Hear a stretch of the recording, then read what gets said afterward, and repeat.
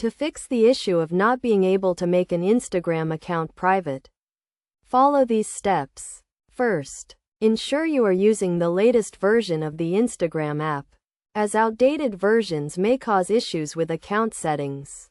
Open the Instagram app and navigate to your profile page by tapping the profile icon.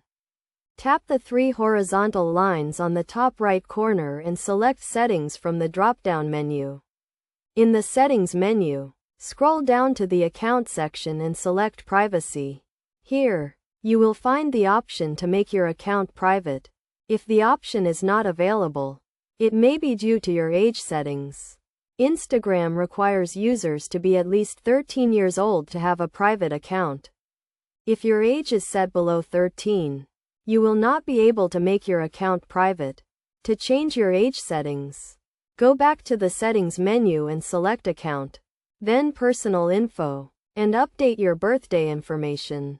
After updating your age, go back to the privacy settings and try to make your account private again.